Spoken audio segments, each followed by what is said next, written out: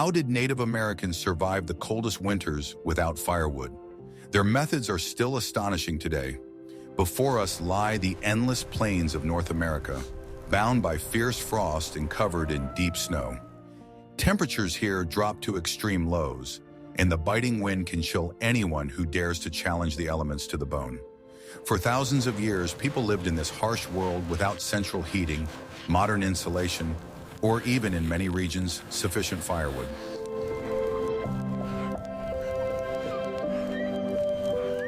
Their survival in the middle of an icy desert seems like a real miracle, beyond our modern understanding of comfort and safety.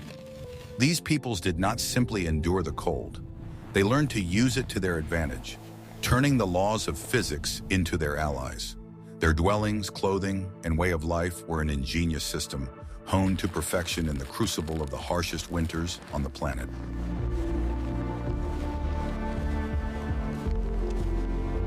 They knew the secrets that allowed them to preserve precious warmth and greet each new dawn, despite the fury of nature. This is a story not about struggle, but about harmony, not about confrontation, but about a deep understanding of the world around them. Watch the video to the end, and you will learn how entire peoples thrived in conditions that we today would consider completely unfit for life, and what engineering solutions allowed them to sleep warmly during the fiercest blizzards. What if I told you that everything you knew about fighting the cold was just the tip of the iceberg? The basis of indigenous peoples' survival was not so much their ability to generate heat as their phenomenal ability to retain it. They intuitively understood the key principle of thermodynamics. The most effective insulator is still air. Their genius lay in finding and using natural materials that could hold the maximum amount of air in their volume. They created multi-layered systems where each layer performed its own task, capturing and immobilizing air pockets. It was true natural nanotechnology working on a macro level. One of the most amazing and unusual materials was cattail fluff, which was collected along rivers and lakes. This incredibly light and silky material has remarkable insulating properties that surpass many modern insulators. It was used to fill winter shoes and clothing linings, creating virtually weightless but very warm protection. Another secret ingredient was dry grass and moss, which was stuffed into the space between layers of clothing and the walls of dwellings. The thin, hollow stems of the grass created countless air pockets that prevented cold air from moving. It was a simple, accessible, and renewable resource that lay literally at their feet. They also made masterful use of animal skins, but not in the way we are accustomed to thinking. It was not only the fur that was important, but also the skin itself, which, when properly treated, became a windproof barrier. The combination of thick, windproof skin on the outside and fluffy fur or other insulation on the inside created the perfect protection. Even snow, the main symbol of winter, became their ally in keeping warm. They knew that freshly fallen loose snow contains a huge amount of air and is an excellent insulator.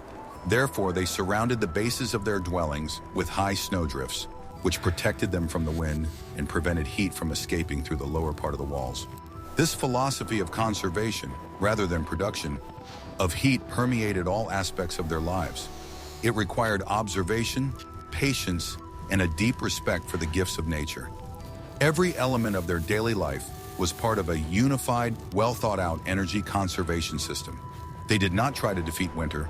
They became part of it, using its own laws for their own comfort. It was an invisible shield woven from air, down, grass, and snow that reliably protected them from the most severe frosts. Their homes were not just shelters, but complex thermal devices working in complete harmony with the environment. Instead of burning tons of fuel to heat huge spaces, they created a microclimate directly around themselves. It was a strategy of minimalism and efficiency that is becoming relevant again today. Their experience proves that the most ingenious solutions are often the simplest. We would love to hear your opinion. What do you think about this approach to insulation based on the use of unconventional natural materials? Write about it in the comments, and don't forget to subscribe to the channel so you don't miss the next chapters of our research. Are you ready to learn the truth about the most famous dwelling of Native Americans? At first glance, the Tipi of the Great Plains tribes seems like a simple shelter made of poles and skins, incapable of protecting against the winter cold. However, this elegant conical structure is actually an engineering marvel, perfectly adapted to the harsh climate. The secret to its stability and warmth lies in details refined over centuries of observation. The conical shape made the dwelling incredibly wind-resistant, causing even hurricane-force winds to simply flow around it rather than press against the walls. The slightly backward-leaning cone further enhanced this effect, pressing the entire structure firmly against the ground. The base of the teepee was a frame of 15-20 long, straight pine poles. Installing this frame was an art in itself. 3 or 4 main supports were tied together, and the remaining poles were laid on them in a specific order. This created a strong and stable structure capable of withstanding the weight of heavy roofing and snow loads. The teepee covering was made from bison hides carefully sewn together. One such covering could weigh more than 100 kilograms and required 12 to 20 hides. Properly tanned and sewn, it became almost completely waterproof and completely windproof, which was critically important on the open plains. But the main secret of the teepee's thermal efficiency was hidden inside. An additional lining of thinner tanned hides was attached to the inside of the poles, which did not reach the ground by about half a meter. This detail created an air gap between the outer wall and the interior, working on the principle of a modern thermos. This inner lining served another important function. Cold air penetrating under the outer edge of the covering did not rush into the living space as an icy draft. Instead, it rose smoothly upward in the gap between the 2 layers of skins, mixing with the warm air from the hearth and creating a constant and adjustable draft. The hearth was not located in the very center, but was slightly offset towards the entrance. This thoughtful design allowed smoke to escape more efficiently through a special opening at the top.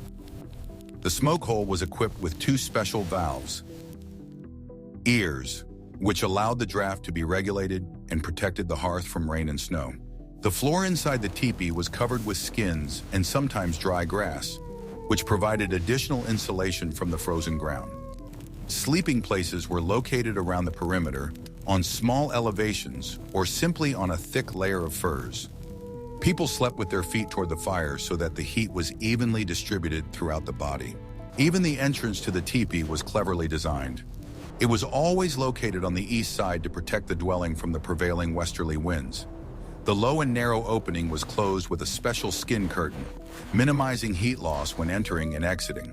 Thus, the teepee was not just a dwelling, but a complex climatic system. It retained heat, provided ventilation, and protected from the wind, while being completely mobile. This unique combination of qualities made it the ideal home for the nomadic lifestyle of the Great Plains. But how did those who built their homes for centuries and could not move to warmer climates survive? Are you ready to learn how entire villages turned into a single warm organism in the next chapter? What I am about to show you will completely change your stereotypical view of ancient Native American buildings as primitive. In the northeast of the North American continent, in a land of dense deciduous forests and long snowy winters with temperatures reaching -30 degrees, the peoples of the Iroquois Confederacy developed a completely different, revolutionary architectural concept for housing. They did not build mobile conical tents like nomads, but monumental stationary longhouses that served not only as a dwelling for a family, but as a real social and thermal center for an entire maternal clan of dozens of people. These were not tents, but full-fledged wooden buildings, capable of standing in one place for decades. These impressive structures ranged from 20 to 60 meters in length and 6 to 8 meters in width, and were built from a strong, flexible frame of young elm trunks as thick as an arm. The trees were deliberately bent into regular arches, creating a vaulted tunnel-shaped roof, which made the structure incredibly strong and resistant to heavy snow loads in winter. The wooden frame was completely covered with large sheets of thick elm or ash bark, carefully laid overlapping like modern tiles for waterproofing. Bark was a natural roofing material, waterproof and insulating, available in abundance in the forest at no cost. The secret to the high thermal efficiency of the longhouse lay in its scale and the communal lifestyle of the tribe. Up to 20 related families, up to 100 people, could live in one such massive house at the same time, and the heat naturally emitted by the living bodies of dozens of people as they breathed and moved became a significant additional source of biological heating. It was a living, self-heating organism that warmed itself from within through collective metabolism. Each person generated about 100 watts of heat, and 100 people provided 10 kilowatts of free heating around the clock without fuel. Along the central wide passageway of the house, several open hearths were strategically located at equal distances of several meters from each other, usually from 3 to 10, depending on the length. The smoke from them naturally rose upward and escaped through special ventilation holes in the roof, which could be partially covered with movable sheets of bark to regulate the draft and protect against precipitation. This distributed system of multiple hearths made it possible to maintain a fire in several places at once, evenly distributing precious heat throughout the entire length of the huge building without any cold spots. Each family had access to its own hearth, but all the hearths together created a single heating system for the entire space. The family's living quarters were arranged in an orderly fashion on both sides of the central common passageway, like compartments on a train. Each family occupied its own designated section about 3 meters wide, which functionally consisted of 2 vertical levels. The lower level on the ground served as a place to sit and work during the day, cooking, repairing tools, socializing. The upper level, consisting of wide wooden platforms at a height of 1 meter, was used exclusively for the whole family to sleep on skins and blankets. The vertical division of space was an effective use of volume. 2-tiered living saved space and took advantage of the difference in temperature at different heights. These elevated sleeping platforms were a key engineering element of the heat conservation and comfort system. They critically raised people above the cold earthen floor, where, according to the laws of physics, the coldest and densest air accumulated due to convection. In addition, warm, light air from burning hearths rose and accumulated under the vaulted roof, naturally warming those sleeping on the upper tier of platforms. Sleeping upstairs meant sleeping in the warmest area of the house. Each meter of height added degrees of temperature due to air stratification, with physics working for comfort. The walls of the longhouse were deliberately multi-layered for maximum insulation. The inner surface of the walls was often additionally covered with woven mats made of cattail or animal skins around the entire perimeter. This created an additional insulating air layer between the bark and the living space, and effectively protected against drafts penetrating through the inevitable cracks in the bark outside. The double wall worked like a thermos. The outer bark blocked wind and moisture. The inner curtain retained heat, and the air between them insulated. Food supplies, corn, beans, pumpkins, and firewood for the winter were stored right inside the house, in special vestibules at the end entrances or on high wooden shelves under the roof above the living quarters. This not only reliably protected strategic supplies from the weather and rodents outside, but also created additional significant thermal mass inside. The huge amount of tons of corn, beans, dried meat, and firewood served as a thermal insulator and buffer, stabilizing the temperature inside the room from sudden fluctuations. The supplies were not cargo, but insulation. Each bag of grain was a brick in the wall against the cold. The entrances to the longhouse from the ends were carefully designed on the principle of a vestibule or airlock. They often had a deliberately complex broken shape or were protected by additional woven screens or partitions on the outside. This created a low-pressure buffer zone that physically prevented the icy wind from rushing directly into the living space every time someone entered or exited through the door. The vestibule was a trap for the cold. It remained there, unable to penetrate further into the warm core of the house. Thus, the Iroquois longhouse was not just a large wooden building, but a carefully designed, self-sufficient ecosystem for living. It ingeniously combined architectural engineering solutions, the social clan structure of matriarchy, and everyday habits into a single coordinated mechanism for collective survival in a harsh climate. This communal wooden fortress allowed people to comfortably survive the harshest winters with blizzards, relying simultaneously on the warmth of the hearth and the warmth of each other in the community. Survival was a collective effort, not an individual one. The longhouse embodied the philosophy of tribal unity. What if I told you that everything you've been taught about winter clothing has been known for centuries? The main secret to protecting yourself from the cold is not the thickness of your clothing, but the right number and combination of layers. Indigenous peoples perfected this principle, creating clothing systems that were warm, lightweight, breathable, and unrestricted. The basis of this system was layering. Instead of one thick and heavy piece of clothing, They used several thinner layers. Air was trapped between each layer, which, as we already know, is the best natural insulator. The bottom layer, next to the body, was made of thin, soft suede, deer or antelope skin tanned to a fabric-like consistency. This material was pleasant to the touch and absorbed moisture well, wicking it away from the body. This was critically important, as wet skin freezes much faster than dry skin. The second layer consisted of basic clothing, shirts, leggings, and dresses. They were also sewn from well-tanned leather, but thicker. The loose fit of these clothes did not restrict movement and created additional space for an air layer. The outer clothing consisted of spacious capes and robes sewn from whole bison hides with the fur on the inside. The long, thick fur created a powerful insulating layer, and the smooth leather surface on the outside provided excellent protection from the wind. Such a robe was a versatile garment. During the day, it protected from the cold, and at night it turned into a warm blanket. Special attention was paid to protecting the feet, as they were most in contact with the cold ground and snow. High moccasins were sewn from several layers of durable leather. Insoles made of dry grass or fur were placed inside to provide additional insulation and absorb moisture. Winter moccasins were often made much larger than the foot. This allowed several layers of fabric or fur socks to be worn, and the extra space to be filled with additional insulation. The same cattail down or rabbit fur was often used as insulation. Mittens sewn from leather with fur on the inside were used to protect the hands. Unlike gloves, mittens keep the fingers together, warming each other. This simple solution allows for much more effective heat retention in the extremities. The head was protected by hats made of beaver, otter, or other animals with thick, dense fur. Often the hats had ear flaps that could be lowered during strong winds or frost. Sometimes a hood from a robe was thrown over the hat for additional protection. This whole complex system was dynamic and easily adapted to changing conditions. During physical activity, the top layer could be removed to avoid overheating and sweating. During rest or severe frost, on the contrary, it was possible to wrap up more tightly. But even the warmest clothing is useless if there is no energy to heat it. In the next chapter, you will learn what fuel made it possible to keep a fire going where there was not a single tree.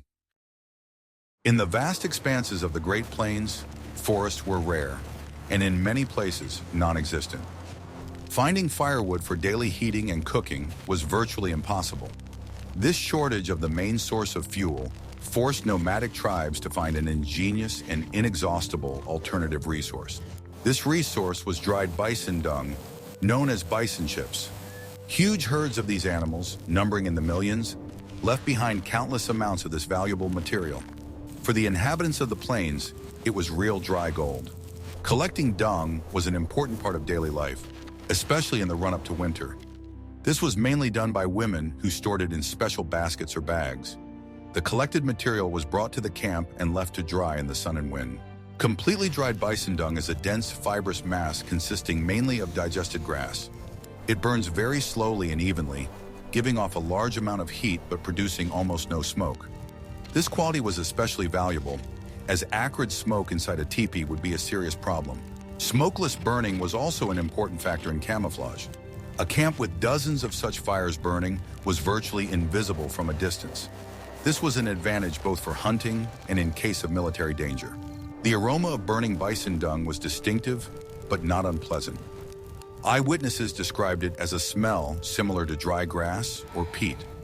For people who grew up on the prairie, this smell was an integral part of the comforts of home. The efficiency of this fuel was remarkable. A small pile of chips was enough to keep the fire burning for several hours. This allowed for economical use of supplies and saved time searching for and gathering fuel. The use of dung was part of the waste-free cycle of life on the plains. Bison provided people with almost everything: food, clothing, shelter, and even fuel. It was an ideal system in which humans were fully integrated into the ecosystem around them. Supplies of this fuel were made for the entire winter. Large piles of dried dung were stacked next to the teepee. Sometimes they were covered with skins to protect them from snow and moisture. This example shows how inventive indigenous peoples were in using available resources.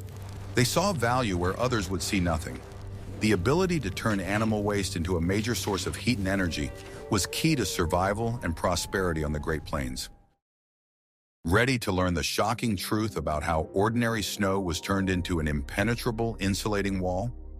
No matter how perfect the design of a dwelling was, its thermal efficiency could be significantly improved with simple but ingenious external insulation techniques. The indigenous peoples of the North skillfully used the most accessible natural materials, earth and snow, to create an additional powerful protective barrier around the perimeter of their homes. What Europeans considered an enemy, the Indians turned into an ally. Snow was not a problem, but a solution to the problem of cold.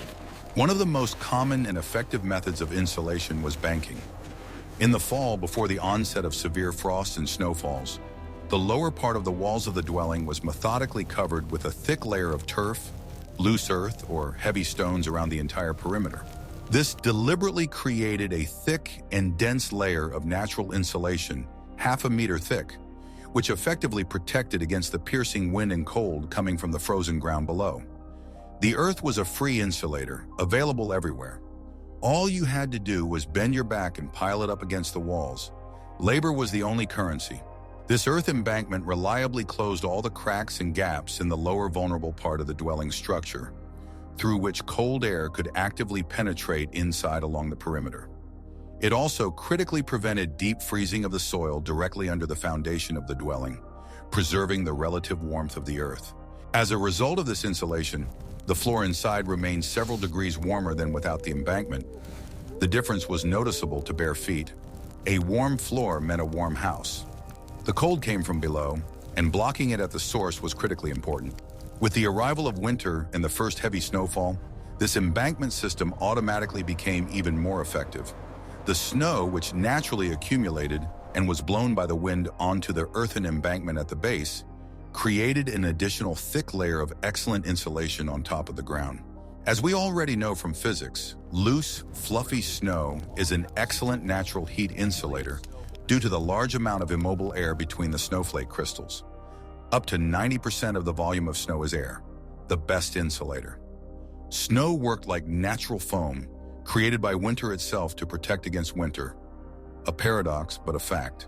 The inhabitants of the camp or village purposefully and methodically shoveled additional snow onto the walls of their dwellings, consciously creating a high and dense artificial snowdrift around the entire perimeter of the building.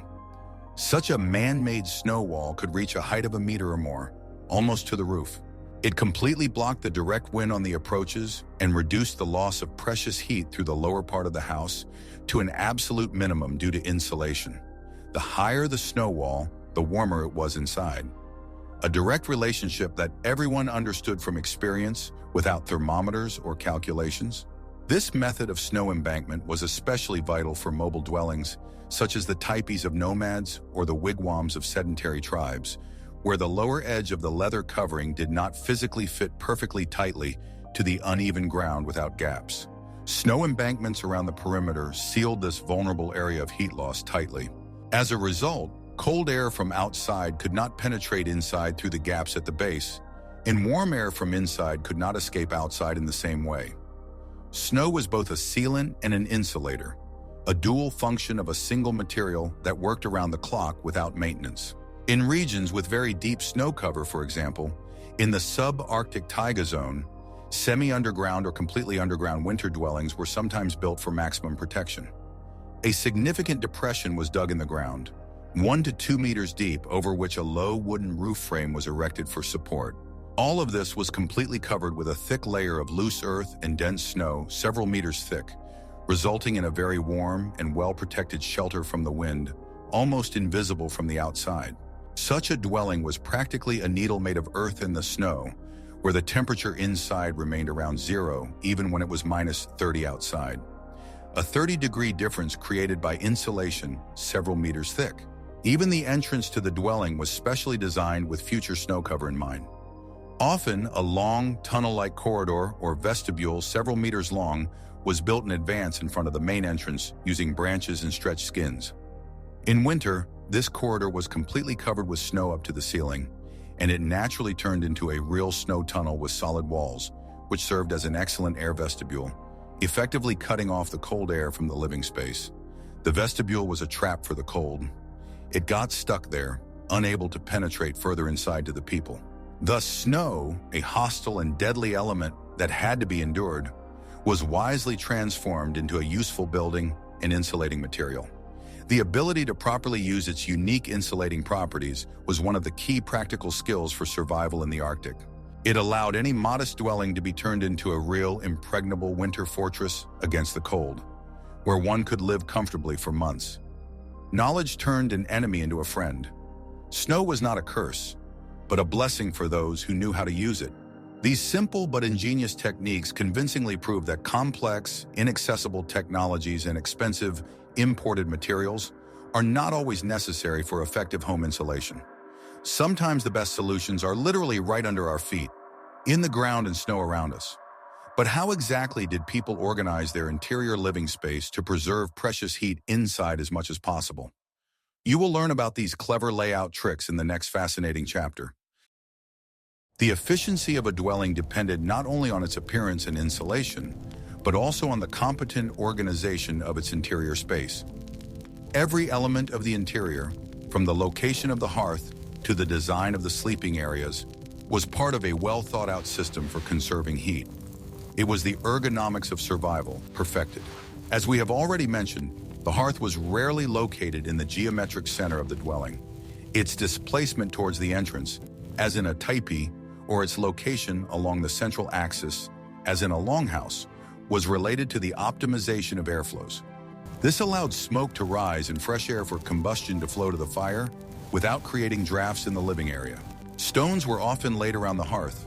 During the day, these stones were heated by the fire, and at night, when the flames died down, they slowly released the accumulated heat.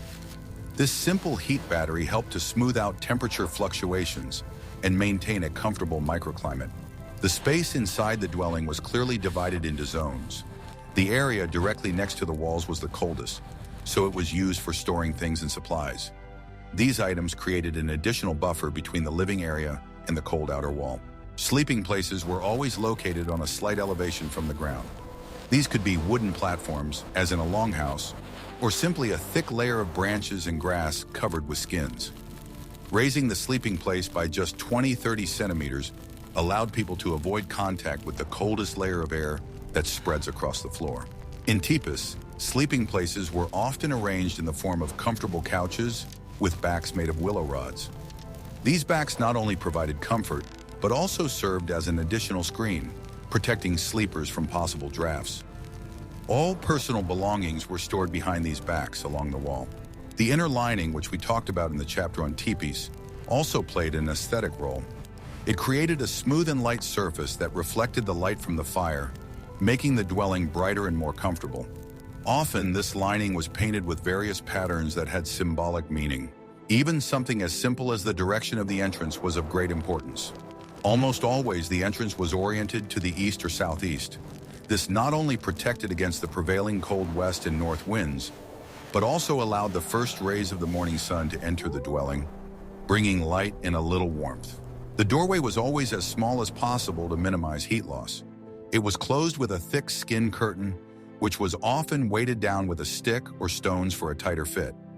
In some cultures, such as the Iroquois, the entrance was a complex vestibule, further increasing thermal efficiency.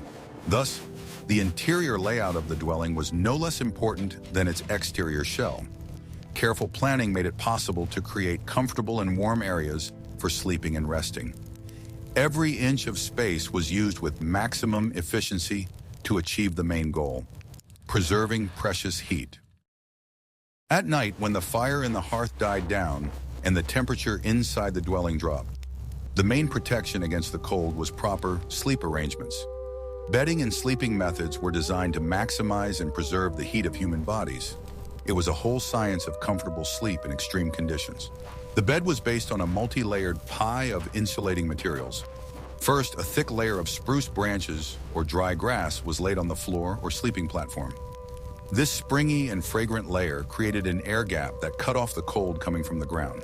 Thick, coarse skins, such as bear or bison, were laid on top of this base with the fur facing up.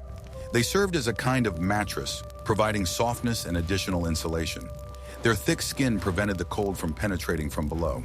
The next layer consisted of softer and lighter skins, deer, elk, or sheep. People slept directly on these. These skins were pleasant to the touch and retained heat well. The most valuable and warmest furs were used as blankets. These could be large robes made of bison skins, sewn together from beaver or rabbit skins. Such a fur blanket was very light and at the same time incredibly warm, thanks to the thick undercoat that retained a lot of air. People often slept in their everyday clothes, removing only their outer robes, which they used as extra blankets. This allowed them to save time on changing clothes and be ready to get up quickly if necessary. Moccasins were usually taken off at night and dried by the fire. One of the most effective ways to keep warm was to sleep together. Members of the same family slept close to each other, warming each other with their body heat. This simple and natural solution significantly reduced heat loss for each individual.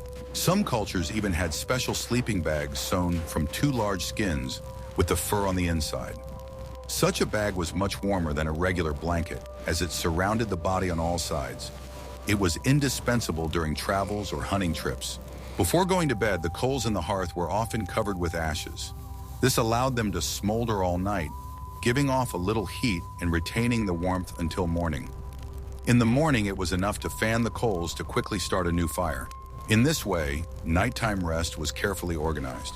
A multi-layered bed, warm fur blankets, and sleeping together created a safe and warm cocoon. This allowed people to fully recover their strength for the next day, full of winter chores. In addition to the fire in the hearth, there were other, less obvious sources of heat that were actively used for heating. The main one was the human body itself, which functioned as an internal furnace. Proper nutrition and simple physical techniques kept this furnace in working order. The basis of the winter diet was food high in fat and protein. Fats are the most concentrated source of energy, which releases a large amount of heat when broken down in the body. Therefore, fatty meat, bone marrow, and nuts were an integral part of the winter menu. One of the most famous examples of such high-calorie food was pemmican. It is a mixture of dried and powdered bison meat, mixed with melted fat and sometimes dried berries. Pemmican was light, compact, could be stored for years, and provided a huge amount of energy to fight the cold. Hot food and drinks also played an important role. Hot broth or herbal tea not only warmed you from the inside, but also helped maintain water balance. In winter, dehydration creeps up on you, but it is just as dangerous as in summer. In addition to internal heat, people also used external portable sources. One of the simplest and most effective was heated stones. Smooth, medium-sized river stones were placed in a fire, and when they became hot, they were taken out and used for various purposes. Hot stones wrapped in a piece of leather could be placed in bed before going to sleep. They slowly gave off heat for several hours, warming the sleeping area and turning it into a cozy nest. It was a safe and effective way to keep warm at night without an open fire. The same stones could be used to warm clothes before putting them on in the morning. Cold leather clothing, frozen in the frost, was very uncomfortable. Warming it with hot stones made the process of getting dressed much more pleasant. Small heated stones could be held in mittens during long stays in the cold. They worked like individual warmers, saving fingers from frostbite. This was especially important for hunters who had to sit motionless in ambush for hours. Sometimes hot stones were used to cook food without direct contact with fire. The heated stones were placed in a leather or wooden container with water, bringing it to a boil. This method allowed soups and broths to be cooked even in the absence of fireproof cookware. These simple but effective methods demonstrate a comprehensive approach to the problem of heating. The combination of a high-calorie diet, hot drinks, and the use of the heat capacity of stones made it possible to maintain a comfortable body temperature. It was a system in which every calorie and every joule of thermal energy was taken into account. Survival in harsh winter conditions was not only a matter of technology and materials, but also of a special psychological attitude. Indigenous peoples did not perceive winter as an enemy to be defeated. For them, it was a natural and integral part of the year, with its difficulties but also with its advantages. Winter was a time of rest and recuperation after the intense summer season of hunting and gathering. People spent long, dark evenings together in their warm homes. It was a time for socializing, storytelling, repairing equipment, and performing rituals. This perception transformed winter from a period of deprivation into an important part of the annual social and spiritual cycle. People did not fight winter, but lived in its rhythm. This psychological comfort was no less important than physical comfort. Mutual aid and collectivism were of great importance. The entire community worked as a single organism to survive the winter. If one family ran out of supplies, others shared their reserves with them. The communal way of life was also evident in everyday activities. Cooking together, caring for children, tanning hides. All this took place in close cooperation. A sense of solidarity and the awareness that you were not alone gave strength and confidence. Survival skills were passed down from generation to generation. From an early age, people learned to recognize the signs of approaching bad weather, find their way in a blizzard, dress appropriately, and use resources sparingly. This knowledge was of the utmost value, guaranteeing the survival of the entire people. They knew how to appreciate the simple joys that winter brought: the bright sun sparkling on the snow, the silence of the snow-covered forest, the patterns of frost on the trees. All this was part of the beauty of the surrounding world. The ability to see this beauty helped them cope with difficulties. Their attitude toward nature was based on deep respect. They took from it only what was necessary for life and always gave thanks for its gifts. This philosophy prevented them from depleting the resources on which their future depended. Energy conservation was elevated to an absolute. In winter, people tried to move as little as possible without necessity, conserving strength and calories. Any outdoor work was planned so that it could be done as quickly and efficiently as possible.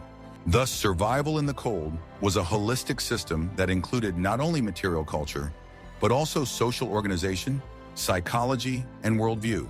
It was this comprehensive approach that allowed indigenous peoples not only to survive, but to live fully and thrive in the harshest conditions on our planet. Their experience is an invaluable lesson in harmony between humans and nature.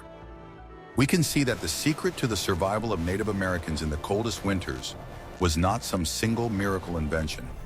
It was a complex, multi-level system in which ingenious engineering solutions were combined with a deep understanding of the laws of nature and wise social organization.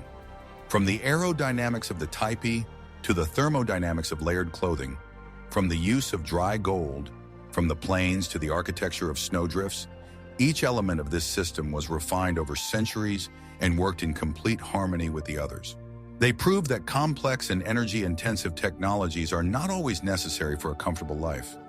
Sometimes all you need is observation, ingenuity, and the ability to use the resources that nature itself provides. Their legacy is not just a fascinating page in history, but a source of inspiration and wisdom that is more relevant than ever today in an era of environmental challenges. Which of these ancient principles of survival and energy conservation do you think we could apply to our modern lives?